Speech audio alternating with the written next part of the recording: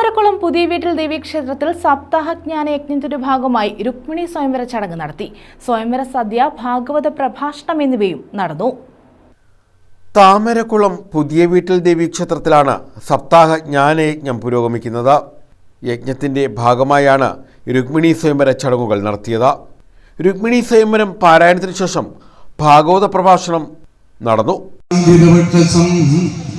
രുക്മിണീ സത്യഭാമാഭ്യാം സഹിതം കൃഷ്ണമാശ്രയേ. ഓം നമോ ഭഗവതേ വാസുദേവായ. ഭക്തജനങ്ങളെ, ഭക്തി നിർഭരമായി നമ്മൾ ഭഗവതിയുടെ സ്വയംവരം ആചരിച്ചു കഴിഞ്ഞിരിക്കുകയാണ്. തുടർന്ന് സ്വയംവര സദ്യയും നടത്തി. കാവാലം അമ്പാടി ജയകുമാറാണ് യജ്ഞാചാര്യൻ.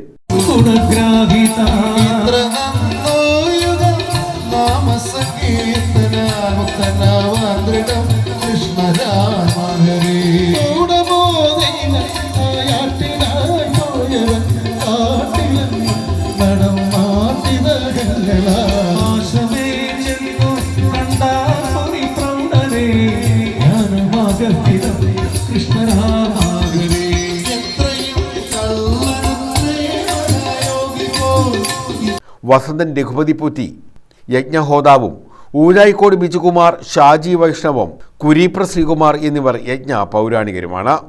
ക്ഷേത്രത്തിൽ നടന്നുവരുന്ന ജ്ഞാനയജ്ഞം ഫെബ്രുവരി 6 സമാപിക്കും. News bureau, Charummood.